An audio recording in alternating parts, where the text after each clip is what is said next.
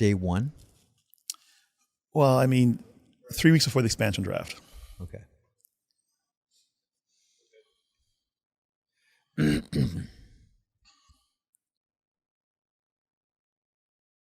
We're good, Al? Here we go. Coming down in three. All set? Coming down in 3, 2, and 1. Elliotte, if you've ever wondered who the most dangerous man in the Tampa Bay Lightning organization is, you are sitting across from him. He is Nigel Kirwan. He is a video coach for the Tampa Bay Lightning and is a pretty close to day oneer. So you know all the stories where all the bodies are buried. You are the most dangerous man in the Tampa Bay Lightning organization, Nigel. Theoretically, I'd have a good book I could write, but a lot of things I probably can't reveal. But yes. Tampa is such a fascinating organization. There's so many different directions we can go to, but when you think back to the beginnings of you with the Tampa Bay Lightning, like putting the team together, the expansion draft, Phil Esposito, all of it, like what are the memories that come back right away for you? Well, it wasn't a direction I was planning on going in. Like I didn't see myself working hockey. I was getting ready to do a career, I thought, either in financial advising or thinking about the FBI. I had a criminology finance background, and so I was kind of heading in that direction. But I'd gone back to school in the University of Tampa, and while I was doing that, I got a job with the Buccaneers, and that kind of led me to the Lightning. So it was something that kind of fell in my lap kind of unexpectedly. Yeah. So when I think about it, I was really meeting the interview with Phil Esposito was absurd. Not absurd, but it was a little nut. It was Phil. It was Phil, and it wasn't what I expected it to be. So tell us, like, what did he ask you? What did he say to you? So I'm in the process of getting hired. The guy someone at the Buccaneers recommended me to a friend of his who got hired as a sales director. That guy wanted to hire me. I was in Tampa. I had a little bit of a hockey background, and so now I got to this point where I'd met the vice president of marketing and sales, a guy named Steve Donner, and I went in to interview with him and meet with him, and I thought that was going to be the final interview before they told me I was going to get the job or not. And so I'm sitting with these two gentlemen in an office, and they're asking all the questions, and he goes, "Okay, well, you got one more step here. You got to take you to meet the big boss." And I'm like, well, "Who's that?" Not thinking it's going to be Phil Esposito. I'm a 20-year-old kid who grew up playing Hockey Canada, and I'm not thinking I'm meeting with Phil Esposito. It's not that important a position. He goes, "You got to meet the Phil." And I'm like, "Esposito?" And he's like, "Yeah." And I'm like, "Oh, no." So now I start sweating. Now I'm like, "Oh, I wasn't ready for this," because in my mind, this is the legend of the game. So I walk down to his office, and I'm panicked at this point. But I'm like, "Okay, you got this. You got this." And I sit down with Phil. In retrospect, I should have been panicked, but and sit down opposite Phil. He goes, "So where are you from?" I said, "I'm from Winnipeg, Canada." He goes, "Winnipeg? Is the Palomino still there?" And he starts talking about this bar in the Palomino. Yeah. So I said, "Yeah, I'm pretty sure the Palomino's still there. I've been out of Winnipeg for a few years, but."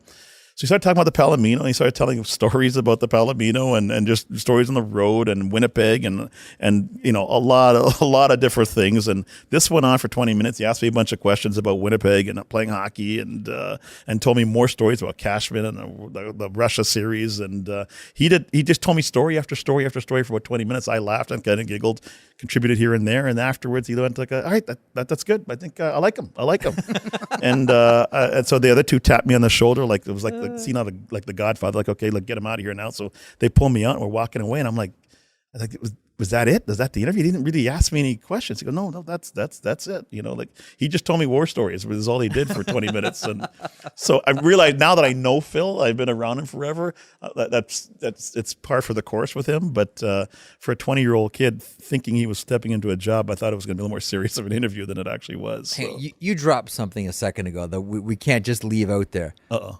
From wanting to work with the FBI to going to hockey. That's not the traditional story here. No. Like I said, I in school I finance and criminology were my majors, and I didn't know which university. Well, I finished at University of Tampa, went to University of Western Ontario, then... Are you a Western guy? Yeah. You're a Western? Oh, I didn't know that. I never graduated, but I went You're a there. Western guy? Yes. Oh, yeah. Only the best. Only the best. That's right. I may leave now. Thinking about, applying the FBI, but really probably going to go financial management or something along those lines. And again, I was working for the Buccaneers, not as a career thing. I had an opportunity to be a ball boy for one game.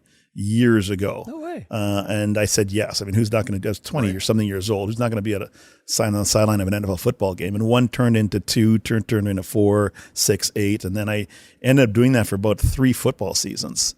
And then during that time, Phil was trying to get the franchise going, but that was kind of in the background, not really paying too much attention to it. And by the time I graduated, it was kind of up and running. It was probably about a month or 2 away from the expansion draft. Mm-hmm. And that's when the Bucks connected me to somebody who got hired at the Lightning. And that's how the interview process started. And I got hired. And then I was just like, I kind of forgot about where I was going and just did that. So Now, you were a pretty good hockey player, right? No, I was not a very good hockey player. So. I actually heard you were a pretty good player. Well, then someone lied to you because I was not looking. I thought I was, but looking back on it, no. Hang on. If you were doing video on you as a player, what would your report say? Fourth line checker, minimal skill, a little bit of speed, can't finish. That'd be probably my scouting report. Harsh, tough crowd. Yeah. But you separated from your family for a while to pursue hockey, right? Well, kind of yes. What happened was my dad was a doctor and he did some medical work in Winnipeg, did his residency in Winnipeg, and then he wanted to practice in the States, so he moved. He got a job in North Dakota, and that had to do with government licensing and some laws that were going in to kind of reduce the flow of foreign doctors coming at the time. So he kind of moved in on the deadline, so he didn't have to spend an extra 2 years passing all these other courses and exams and stuff.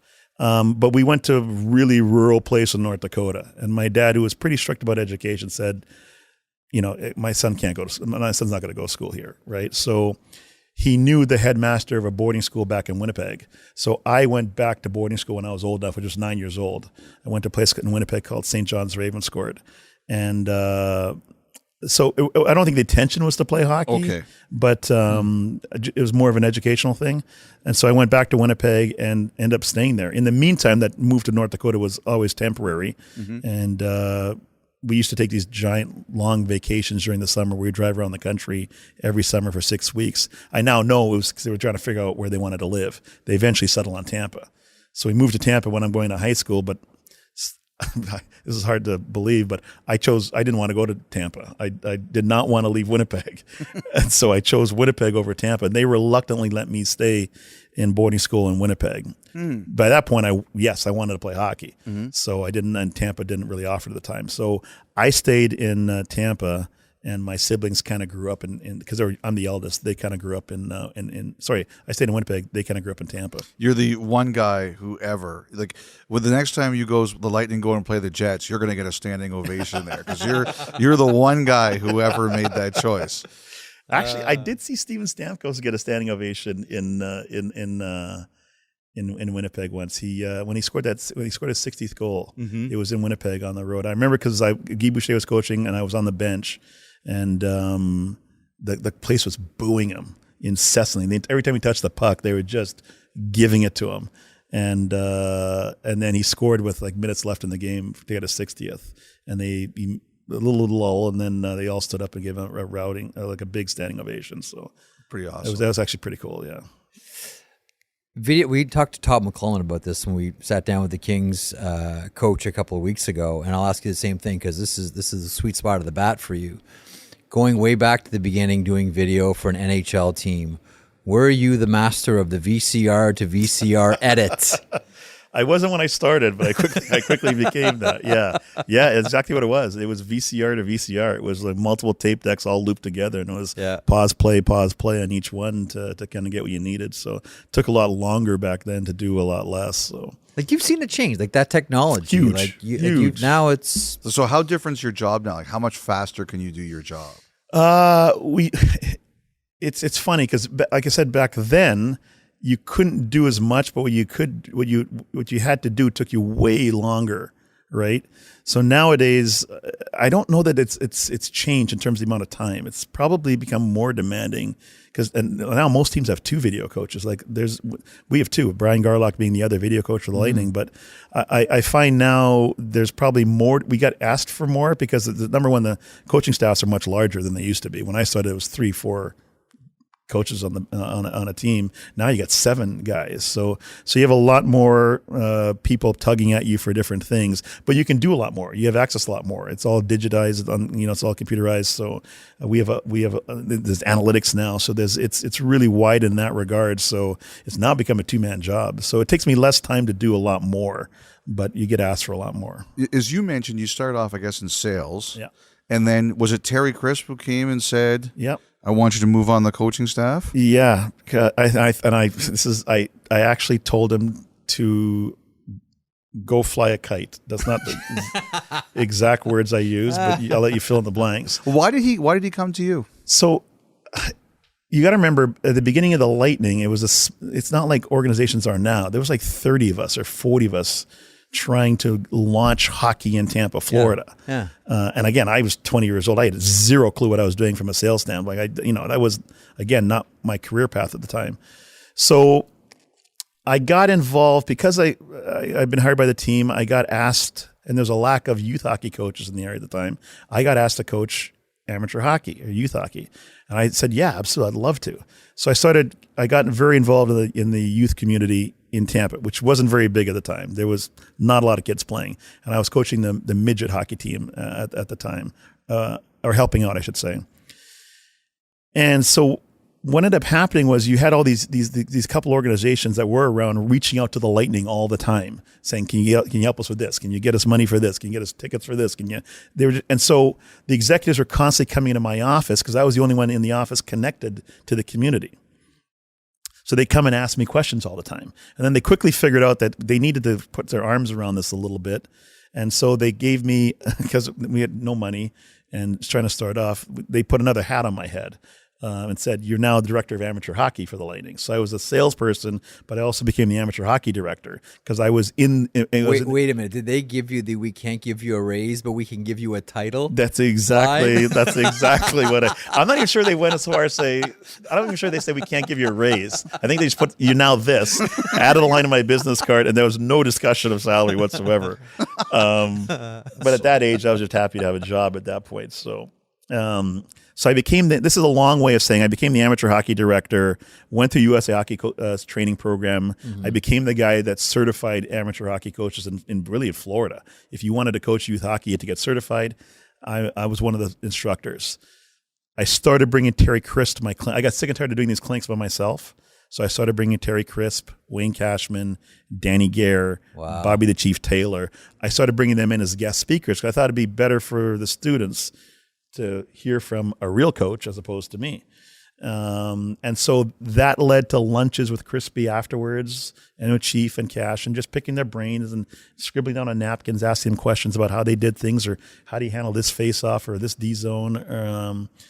And so I kind of, and again, we were a small company anyway, so we were always, there was more interaction with the staff and the players and the hockey operations department than there is now. It's a little more segregated now, but between Bobby Taylor and Terry Crisp, how many old Philadelphia Flyers brawl stories have you heard in your life? One of the coolest things that happened to me early on that I'll never forget is we did a promotional caravan down to South Florida, like Fort Myers, Naples. Yeah.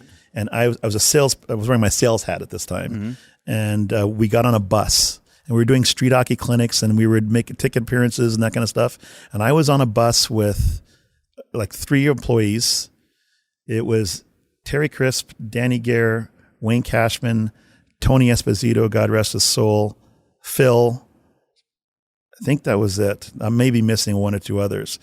And there was cases of beer on the bus, and you get those guys going a little bit, and it was just it was awesome to hear all the different stories. Again, from Tony Esposito, Phil Esposito, Cash, Crispy. Yeah. It was and as a 20-year-old kid from Canada, that was kind of the era, a little bit early, but it was the era of hockey I kind of grew up with, and incredible experience. Something I'll never forget. And that's when I heard the Canada series and the stuff in Russia and some stories like I think there's a story out there about Wayne Cashman undoing the chandelier that crashed, and that's the trying first to find the microphones. Yes, that's the first time I heard that story. Was on that caravan. So as a 20-year-old 21-year-old kid or 22-year-old kid. It was a really cool experience to be on this bus. And again, it was this giant bus, but there was only 8 of us on there, and 3 of us had nothing to do with playing in the NHL. So it was just storytelling time. So how did Chris get you to say yes to if you initially said go fly a kite? So he walks into my office, and he was notorious for playing pranks on me, on people, but especially me. I don't know how we got to that point, but he's a practical joker. So he walks in my office, and I had a marketing report due for a guy named Steve Donner that was late, that I've been procrastinating on. He was finally getting on me to get this thing in. So I really didn't have time to waste with one of Crispy's jokes. So Crispy comes in, and they needed a video. I'm actually the 3rd video coach the Lightning have ever had. There was 2 guys before me. They let him go, decided not to hire anybody for the season. And right before the season started, they decided, we need somebody.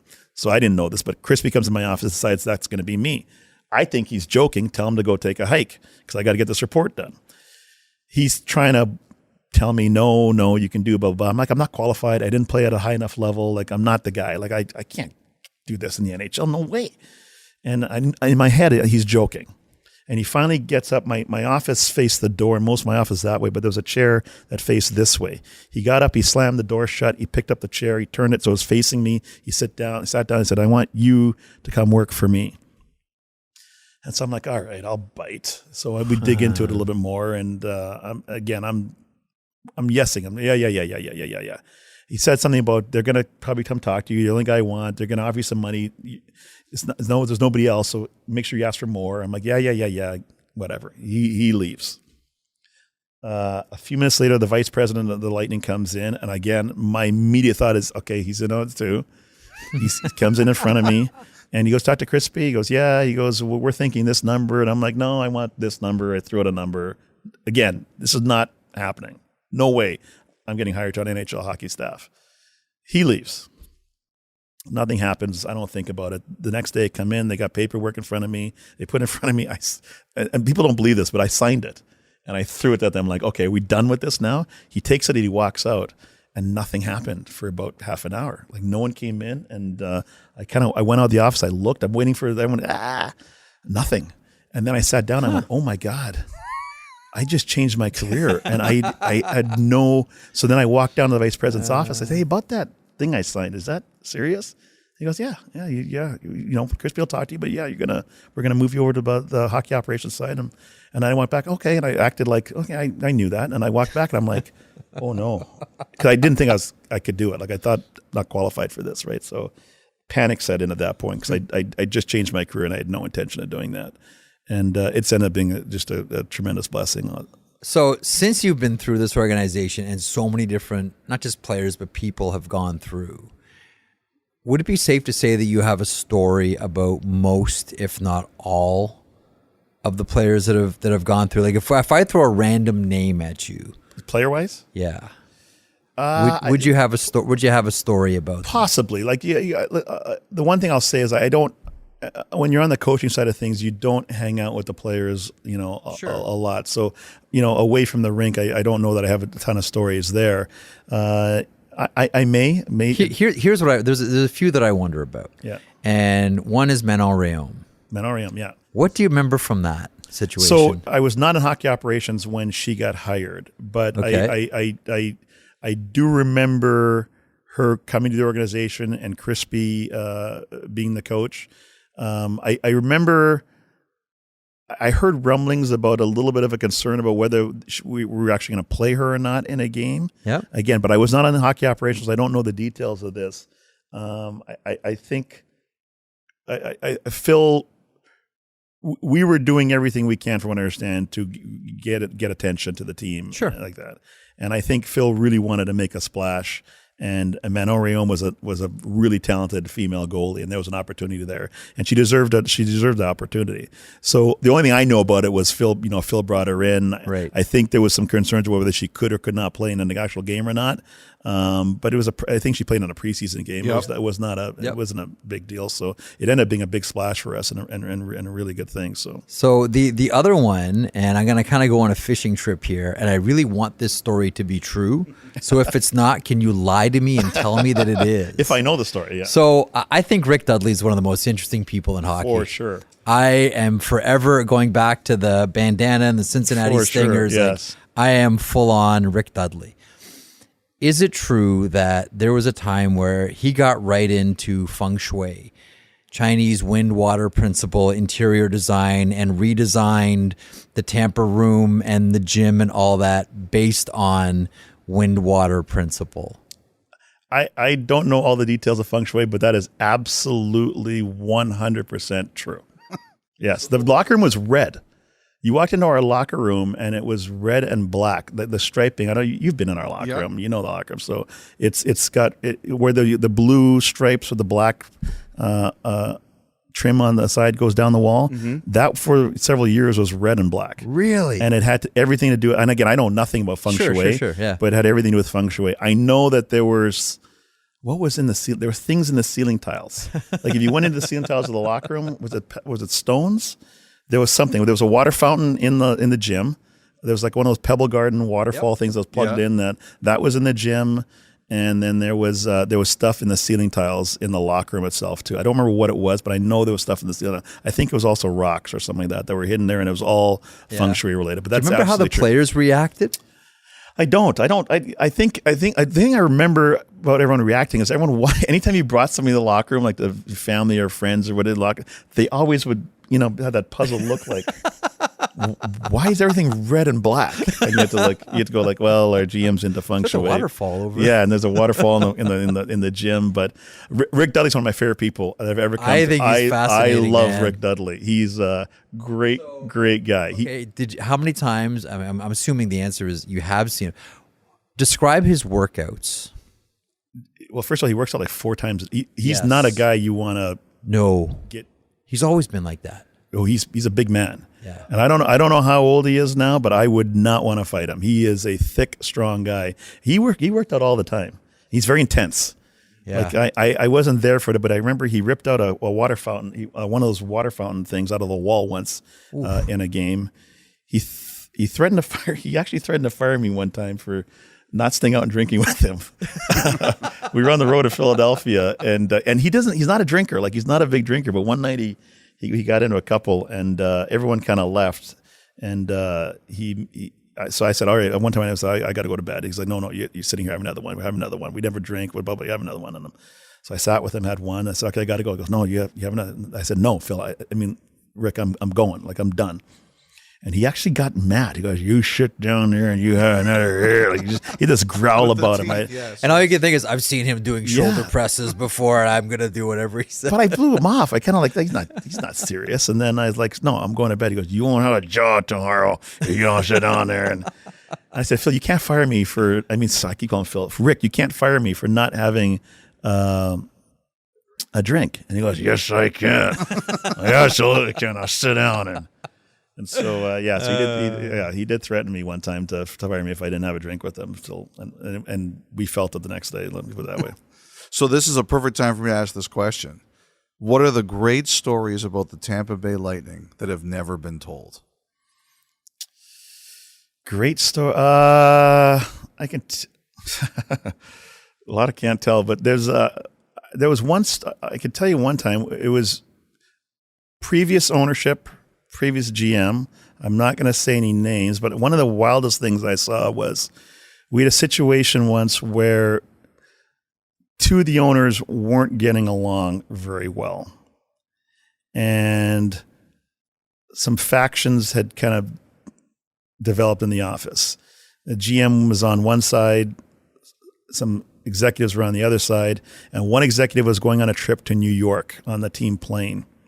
And the GM found out about it at the time. And again, this is going back a number of years, so it's not connected to Yzerman or Julian or Vinnick or anything like that. I'll just say it happened well before that. The GM found out that this executive was going on the plane and he was on the wrong faction, and he went to our travel guy and said, I don't want this guy on the airplane. If this guy gets on the airplane, he cannot go on the airplane. I do not want him on the airplane. You're fired if he gets on the airplane. It's like, okay. So next day we show up to the flight, and the guy comes into the FBO And our travel guy's like, hey, you, listen, this is really awkward, but the GM says you can't go on the team plane. And the executive's like, Ryan, I'm sorry in the middle of all this stuff, but, like, it's not your fault, but I'm getting on the airplane. He goes, well, I'm just telling you the GM doesn't want you in their plane. He gets the owner on the phone. Gives the owner to our travel guy. Our travel guy says, hello. He goes, Ryan, I understand you're in a difficult spot here, but he's the general manager. I'm the owner. I want this guy on the plane. He's getting on the plane. No problem. Guy gets on the plane. GM comes walking in, finds out the executive's on the plane, calls over the travel guy. Travel guy, I told you not to let him on the airplane. He goes, I know, but we put the owner on the phone. The owner, he goes, he's not the owner of the team. He's going to be out as the owner. We're all watching this. And the travel guy's like, it's news to me. Is he an owner right now? He goes, no, he's not an owner, blah, blah, blah. So, all right. So he goes out to the airplane, tries to kick the guy off. The guy won't come off the airplane. Jeez. It gets ugly. GM wants to call the cops. Our lead flight girl's like, no, we're not calling the police. We can handle this. And the guy comes off the airplane, huge screaming match between the general manager and the executive. Right on the tarmac, everyone sees this. The guy gets off the airplane. We get up, we get on the airplane. General manager calls the travel guy up to the front of the plane, fires him in the middle of the trip. We're going to New York. Guy comes back and goes, I just got fired. We're like, for what? He goes, for letting the executive on the airplane. He goes, they can't. Are you serious? He goes, yeah. And apparently the GM had said, like, he's not an owner. He's no longer an owner of the team, and which wasn't true. He was an owner of the team. He still was, in fact, one of the owners. And but then fired him. Said, when we land, you got the team credit card. Book yourself a flight back to Tampa. Get yourself a car, but you're done. And then as we're approaching into New York, he hired the guy back again. Like, he told him, like, yeah, he allowed him to hire. So I've seen some really crazy stuff like that. One time, I want to mention that we had a player and coach get into it on the airplane, and coach threw the player off the airplane right on the tarmac, left him. Plane took off, left the guy on the tarmac. Whoa.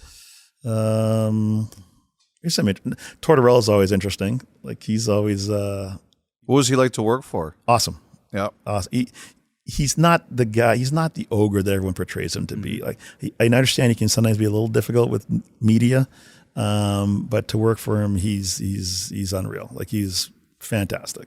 Well, yeah, definitely one of my favorites. So, I got into it with him a few times, but they're always funny when you get into it. So he just forgets about it the next day, right? He's really good about, like, he gets into it with you and it's over with. Mm-hmm. Yeah. Like, he and I, one time we got on an airplane and when we got computers for the first time, we were making that switch, and they were a little glitchy back then. So it was always giving us a little bit of problems. And the plane we sat on, I sat across from him. My back was to the cockpit. And Jeff Reese, our goalie coach, was to my left, and Craig Ramsey was in the other corner. There's four of us in that front compartment.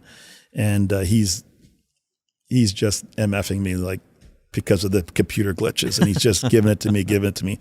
And I had this bad habit. I mumble, like I do the under my breath. I get it from my mom. And I started doing that, and I never realized I'm doing it. And he saw me. Right? And he goes, you got something you want to say to me? And now I'm caught, right? I'm like, oh no. He goes, you got something you want to say to me? Say it. And I'm like, no. He goes, say it. Have some, gotta be careful what I say here. Have some guts and say it. Yeah. I'm like, no. And he's just needling me. And finally I'm losing it, right? Craig Ramsey and Jeffries aren't even paying attention. And they're so used to him and I going at each other. And finally I say, you know what, Torts, there's times like this where I just want to punch you right in the freaking head. And he goes, well, just try it. Well, I'm right here. Freaking try it. I go, I will try. You keep running your mouth. Try it. I'm right here. Try it. I go, I will try. Run your mouth some more. I will try it. I'm swearing, by the way. He said one of the greatest things I ever heard in my life. He goes, well, that seatbelt isn't unbuckle itself. right? So now I'm yelling at him, but I start to giggle while I'm doing it, right? And he's yelling at me, and he starts to giggle. So we're yelling at each other, just swearing at each other, but we're not. We're no longer. We're giggling and laughing the whole time. Craig Ramsey and Jeff Reeves don't know what to make of it. They're just like staring, like, what the hell is going on over there? But that's how he was, like that in the middle of this. Like I thought one second I thought we were gonna go fight, and next thing I know, we're just laughing hysterically as we're trying to, curse each other out. So I want to ask you about just what it's like with some of the current guys, like Kucherov, demanding guy, like Stamkos, demanding guy. He looks friendly, but I understand very demanding guy. Like, just what's it like to be around these guys? They're all great guys. Mm-hmm. Cooch is one thing people don't know about Cooch is his work ethic. Marty St. Louis might be the only other one I can think of. When I think of players that are dedicated to their craft and do leave no stone unturned, Kucherov and Marty, Marty's going to kill me because I'm really tight with him, but I might even have to give Cooch the edge over Marty in terms of how much he works at his game. When the season's over, Cooch takes a week or two off, and then he's on the ice every day all summer on Brandon Bynes working on his skills. And he doesn't like it when other people aren't keeping up with him in terms of working at his craft. He's unreal in that regard. In the locker room, pretty quiet. Like, he doesn't say a whole lot. I think people remember when we won the cup, the whole are you serious? Are you kidding me? That whole thing. But that was the Cooch I've never seen before. Had a few pops in him, of course, because we just won. But that's not the normal Cooch. Cooch is very quiet, very laid back, real soft spoken. And Stammer, I've been with Stammer a real long time, and Stammer is just a great guy, good captain, good leader, and they're both just huge parts of our team. But individually, they're fantastic people. So very different personalities. What do you remember about that Columbus series and afterwards? Because I remember going into the draft that year, and there were all kinds of Tampa's blowing it up. This guy's going here, that guy's going there. They're not going to, it was wild with the rumors. I can only imagine what it must have been like to be there. It was stunning. Like, I don't know what other word to use, but stunned. Like, I remember game one, we had I don't remember the score. I'm terrible with scores, but I think it was a 3-1 lead or after the first period. Columbus got that late one. That little glimmer of hope. The backup goalie thought he was going in for Columbus, and he didn't want to go in. No. As a matter of fact, I think maybe the best thing Torts did was not pulling, but was Bobrovsky. Right? Yeah. Was not pulling, but I wish he'd pulled him. But he stuck with Bob, and Bob was great after that. And they came back and they beat us, kind of set us back a little bit, but I wasn't concerned. We played a really good game and got a little unlucky. Then they win game two, so now panic didn't start to set in, but it just got a little heavy. And then after game three, I think the weight and the pressure may have done us in after that. And again, we hadn't found our way yet as a team. Like what I remember about it was driving out of Columbus after we'd just been swept, and how painfully quiet. We were all stunned. Like it was just, we were shocked. No one expected to get.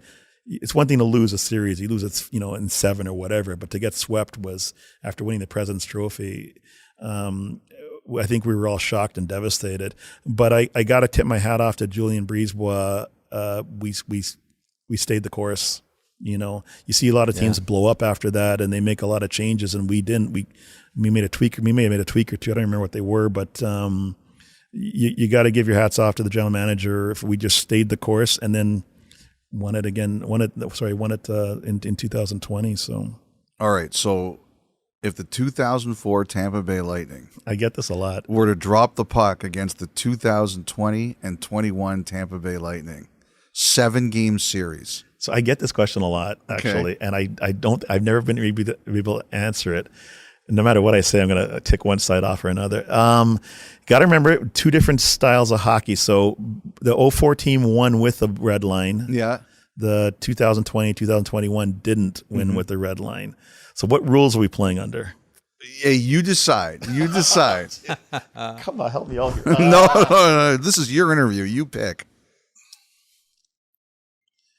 God, that's a tough one, man. I'll say this. I think if we're playing without the red line, the 20 team wins. If we're playing with the red line, I think the 04 team wins. How about coming right down the middle with that one? All right. Okay. Let me see if this will get anything. I don't like when you pause before a question. I'm trying to think how I want to phrase this. Did the gel in a shot go in? Did not go in. 100%. I recall a Canadian company seeking out to prove that it did go in. I saw this on TV, and I want to say it was don't hold me to this. I want to say a company out of Edmonton took known measurements, redigitized the whole thing, and then they rotated the whole thing. Parallax angle. So that's the thing that people don't know anything about is parallax angle. And if you look, the angle that it looks like the puck was in is from the front of the net looking down. The puck's in the air, and you can see the red line. So it looks like it's crossed, but it's in front and in the air. And I know a Canadian company who set out to prove that it was a goal, and they're proving that it wasn't. So, and actually, Sutter came on. Daryl Sutter did say it wasn't. Daryl Sutter came on and said, now I know nobody in Calgary wants to hear that, and I apologized. But I have not seen an angle that tells me that puck legitimately went in. So at the time, I think a lot of us were kind of surprised that Calgary lined up to face off as quickly as they did. Like I thought, if this thing's close, like don't take the draw. Yeah. Like, do you remember thinking like, whew, okay, they're going to the draw. Okay, good. Let's just. Well, actually, no, I was not panicked about it because at no point did I think it was in until after the game was over. I realized it became a big deal. And that's when I looked at even some more. So when the puck dropped, I really didn't think anything of it. It wasn't in my mind. And then after the game, it became a really, and for years, it became a really big thing. But I tipped my hat off to Daryl Sutter because right away, I think in his press conference that night, he said it wasn't in. And he said, I think his exact words were, don't hold me to this, but where I've not seen an angle in which that puck was in. So I know Calgary fans don't want to hear that, but and I think if we had the camera angles that we had now, it'd have been proven so. But the obvious answer may be Dave Andreychuk to this question, so maybe let's exclude him from this. That first cup, who are you happiest for? Ooh, first cup, who was I happiest for? Not counting Dave Andreychuk.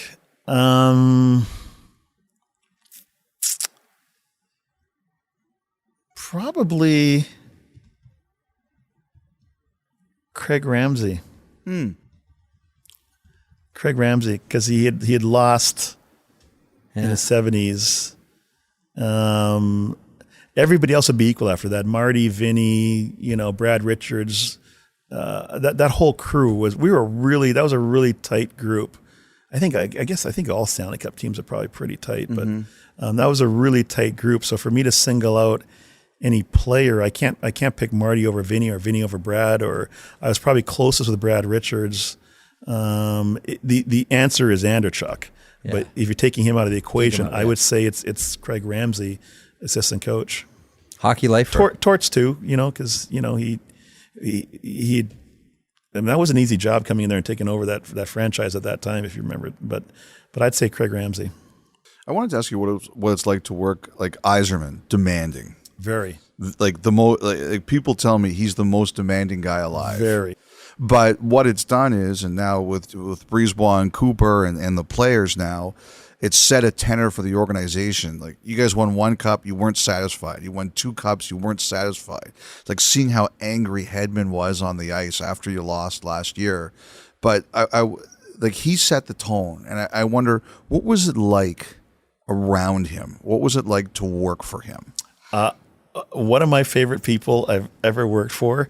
He is tough. He is a tough boss. He's one of the wittiest guys I've ever been around. Cutting humor, like biting humor, I've heard. There's two ways the wit like when he's trying to be funny and he's joking around, he has the whole room in stitches. Like, he is so quick-witted. I've never seen a guy faster with a one-liner. It's amazing what he comes up with. But when he takes that same wit and he's mad at you or he's mad at somebody, the things that come out of his mouth are, wow. Like he slices your aorta open and you bleed out.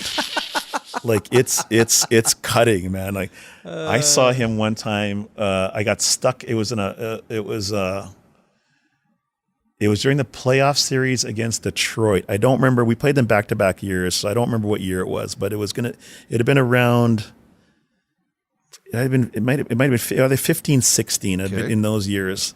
And he was a GM, and it was a practice day in Detroit at the old Joe Louis, and we were having issues with some of the refereeing, a particular issue with the refs. And Bill McCreary was the off-ice official. And he came in to talk to Steve in the coach's room, and myself and Brian Garlock, the two video coaches, were in the room just doing video stuff. And Steve was not buying what Bill McCreary was trying to sell about and the things that came out of his mouth. I don't remember the lines, but I just remember wanting to crawl under the table. And Brian Garlock, the other video coach, we were just looking at each other like, with that, oh my God, like, should we be in here? But it was too late. There was no way to sneak out of there quietly and effectively. But I wanted to hide under the table because what he was saying was just, it was ruthless. I find him amusing. Like, even when he's torn a strip off me before too. But I don't know. There's something funny about it. Because the things he says are just hilarious to me, and even when he's mad at you, they're just funny. And but I've been on the receiving end of his wrath, and it's not a fun place to be. He's a tough boss. I did not expect that from him at all. When he came in as a general manager, for some reason I had this different impression about him. It was not that at all. Way tougher than I thought. Loved him. Great guy. People told me there's a reason he wins. Yeah, he's demanding. His expectations are really, really high, and the stories I've heard from other guys that played for him, and the way he was as a player, it sounded like the bar was set real high with him, and if you were, there's no tolerance for anything underneath that. So, and I'm assuming from what I saw, it carried on over as a GM, based on what I've heard about him. I wasn't in the locker room as a player, obviously, but he definitely set the tone for the franchise's expectations, and there's no question he laid the foundation for the success we saw. I really wish he'd been around for the two cups, and because he was still. That 2019 year, I think, was the year that he'd stepped aside, and Julian had taken over, but he was still kind of consulting or whatever. And so that was our last opportunity with him and we got bounced by Columbus in the first round. So I really wish we'd pulled it out for him there, but forever indebted to that man for the hardware he put on our fingers. I'm going to ask you to talk about yourself for a sec. Uh-oh. What would you say? Like, don't be humble here. That's my nature. Don't be humble.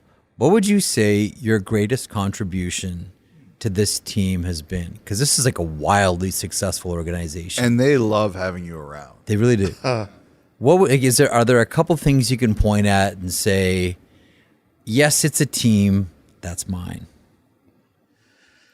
No, I really don't look at it that way.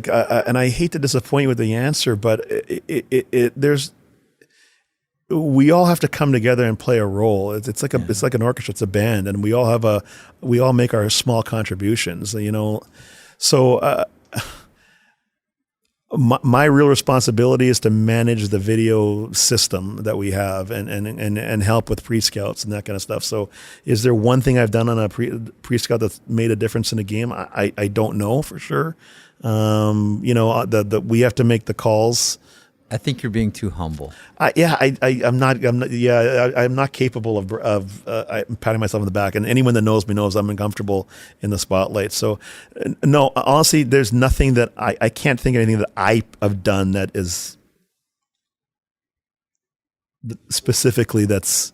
Let me ask you this then, because if you're not, so I've heard that before, other teams have come for you, and because you've been around a long time, and it's like when a team is successful, people want what makes them successful.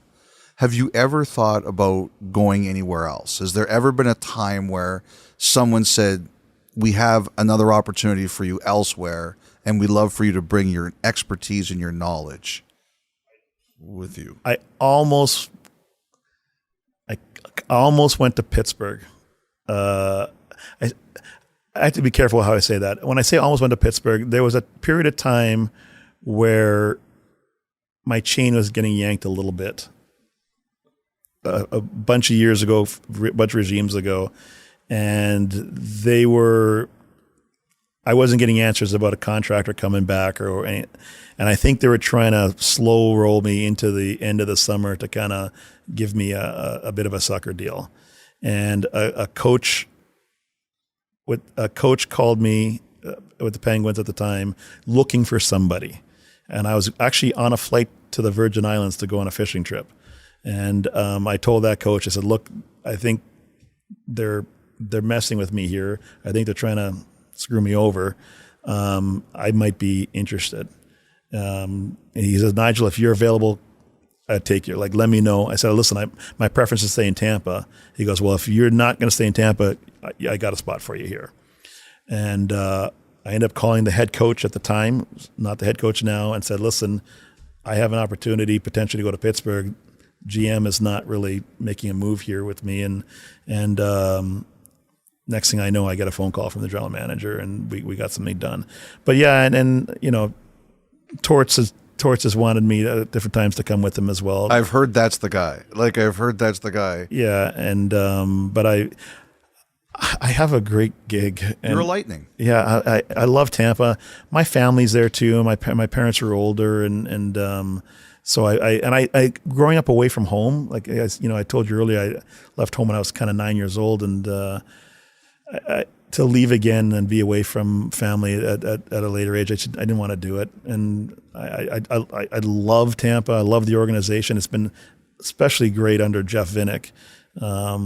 I just really haven't had a desire to leave. Hey there, it's Elliotte Friedman here. Hope you're enjoying this interview with Nigel Kirwan. He's a great guest. At this point, I had to get up and go do another interview. So we wanted to explain why all of a sudden you go from me there to me not there. Thanks again for supporting us. Hope you're enjoying this tremendous conversation. I know this might kind of be like, okay, choose your favorite child here, but who are some of your favorite players that you've worked with? Like which players have you found are really interested in what you do? Oh, there's a bunch. Marty St. Louis. Surprised he's a coach? No. I didn't think you'd say yes. You know what? I don't think there's anything Marty St. Louis can do that can surprise me. I think he's one of those guys that has been underestimated his whole life, and he's always found a way to come out on top. And so I'm never going to bet. I will not bet against that guy in any way, shape, or form. Marty St. Louis, Cooch. Actually, a couple goalies: Sean Burke, Olaf Kolzig. Who else? Andrechuk, Corey Sarich. Actually, the late Brian Marchment. Yeah, Really? Eh? Yeah, great guy. There's been a lot of guys that have really been good to me, and also shown a real interest in what I do and how I can help them. So those are probably the ones that stand out the most off the top of my head. There've been a couple of first overall picks for Tampa, two specifically, Vincent LeCavalier and Steven Stamkos. One was called the Michael Jordan of hockey. Oh gosh, I remember that. Yeah. And the other had this wild Seen Stamkos campaign around him. What do you remember from those two things? From those, the Michael Jordan of hockey first, and then the Seen Stamkos campaign. that was so. What was interesting about that one was we had a team dinner in Florida, and the owner at that time met with the team. This is on the heels of calling him Vinny the Michael Jordan of hockey, and we're in a private team dinner. And that owner then went on to throw coaches and management under the bus with some players, saying, I'm not going to say the name of the players, but Yeah. This player here, player A, I hear you don't work very hard, that you're not interested in getting better at your craft, and like things that are private conversations that coaches may have with management, that kind of stuff. And this owner was very intrusive at the time, and he shared all this stuff that we said with the players in a team dinner. A lot of the stuff that we were, because we have to have frank conversations with management about players, and this owner, so that same owner did that in front of the team. So I know you asked about that specific remark, but when I hear that remark, I think about the dinner that followed that remark and the comments he made to the team afterwards were, it was uncomfortable. It was very, very uncomfortable. Tough to repair? Well, he only lasted a year, so he sold the team after a year, which was probably a good thing, because he wanted to go in the locker room and talk to the team after games all the time. And Phil, who was actually he ended up getting rid of Phil. Phil had to stop him on multiple occasions. That whole period was very uncomfortable. So when I think of that line, I think of the owner, and I think about all the stuff that followed after that. So What about the Scene Stamkos campaign? Scene Stamkos. Well, you got to remember too, the franchise we had dipped by this point. This is post Stanley Cup 04. Team was on the slide, and we're doing what we can. Or again, it's not my job. It wasn't my job at the time, but I think they're doing everything they can to try to get fans back in the building and promote the team. And we didn't have a lot to hang our hats on at that time, right? So Stammer was the guy, and he was the consensus number one pick, and the great player that was coming next. And so we probably unfairly plastered him all over Tampa. Like, you couldn't walk around Tampa without seeing his face with a billboard. Windshields. Everywhere. Windshields in cars in malls. Which is a lot of pressure to put on a young player, right? Like, it's everywhere you Well, that's went. what we were all saying here in Canada. It's like, there's a lot of pressure for this kid. Yeah, like, it's just this. So sometimes there might be a little bit of a disconnect between marketing and what the goals are within hockey operations and the development process. So I think that's one of the times we may have failed a little bit there. But that was a funky time for the organization too, in terms of what was going on with ownership. So I asked you earlier, who are you happiest for? And you mentioned Craig Ramsay, and one of the people that I can recall, because he didn't have a traditional route to the NHL, but was successful at the American League and then the NHL, is Jay Feaster. Oh yeah. When you guys won, because there's what's this lawyer going to do in hockey, right? Like, we all remember those comments. Do you have a thought on Jay Feaster? Great boss. A really fun to work with. Very fair to all the employees and staff. He and Torts made a really good combination. I felt, because Torts was the guy that had been in hockey, and they really worked off each other well. Like, Jay really relied on Torts in terms of the hockey portion of it. He trusted Torts to pick out the players and really left him alone in that regard. And Jay knew how to manage John Tortorella, because John, let's face it, needs some managing at times, right? So I thought they were kind of a deadly combination of coworkers there and boss employee. Really good fit. Jay, like I said, was a very bright guy, and he knew what he was good at and what he wasn't good at, and really left the hockey to like the Bill Barbers and the scouting staff, and he kind of let them do their jobs. And he was very good in terms of supporting everyone's needs, whether it was we needed to buy stuff. He made sure the money was there financially, and coaches. He left the coaching staff alone to run the team, and so just got it. Really good boss. Loved working for him. Vincent Lecavalier, did you think he was getting traded to Montreal? There was a period of time where I was concerned about that. Yes, I did think he was going to go to Montreal at one point. So glad he didn't. But yeah, for sure, I thought he was going.